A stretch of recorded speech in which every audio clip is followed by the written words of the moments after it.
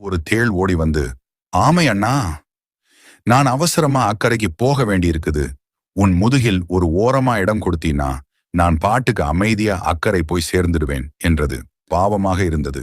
இருந்தாலும் ஒரு எச்சரிக்கைக்காக உன்னை பார்த்தா எனக்கும் பாவமா தான் இருக்குது. முதுகுல ஏத்திக்கிட்டு போறேன்.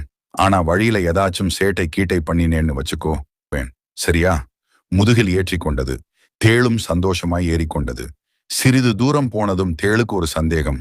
பாறை மாதிரி இருக்குதே இந்த ஓடு. இதுல கொட்டினா வலிக்குமா? சரி, லேசா கொட்டித்தான் பாப்போமே. மெல்ல ஒரு கொட்டு கொட்டியது. ஆமை கேட்டது, என்ன பண்ற? இல்லண்ணே, தெரியாம கொடுக்கு பட்டுடுச்சு. மன்னிச்சிடுங்க ஆமை அதை பெரிதாக எடுத்துக் கொள்ளவில்லை. கரையை அடைய இன்னும் பாதி தூரம் இருந்தது. தேளுக்கு மீண்டும் ஒரு எண்ணம். லேசாக கொட்டியதால் தான் ஓடு கொஞ்சம் கூட அசையவில்லையோ? கொஞ்சம் அழுத்தமாக கொட்டினால்? சற்று அழுத்தமாகவே கொட்டியது. ஆனாலும் ஓடு கொஞ்சம் கூட அசையவில்லை. என்னடா தம்பி, புத்திய காட்டுறியா என்றது ஆமை. அட இல்லண்ணே, கொஞ்சம் வழுக்கிற மாதிரி இருந்தது. கொஞ்சம் கொடுக்கால அழுத்தி பிடிச்சிக்கிட்டேன். அதுக்க போய் பெருசா பேசுறியே என்றது தேள். ஆமை தலையை அசைத்து கொண்டே ஏதோ முணுமுணுத்துக் கொண்டே நீந்தியது. கொஞ்சம் நேரம் சென்றது. இப்போது கரைக்கு இன்னும் சில அடி தூரம்தான். இப்போது தேளுக்கு தைரியத்துடன் கொஞ்சம் அகங்காரமும் வந்துவிட்டது.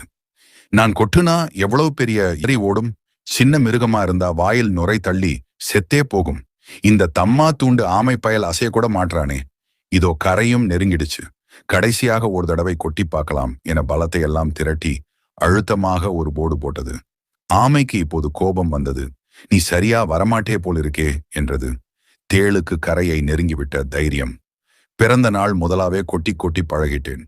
இந்த 10 நிமிஷம் பயணத்துக்காகலாம் பழக்கத்தை மாத்திக்க முடியாது. இது பழக்க தோஷம்.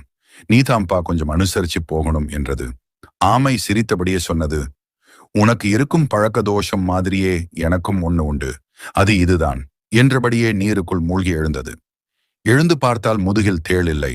அது செத்து நீரின் மேல் மிதந்து போனதை கண்டது.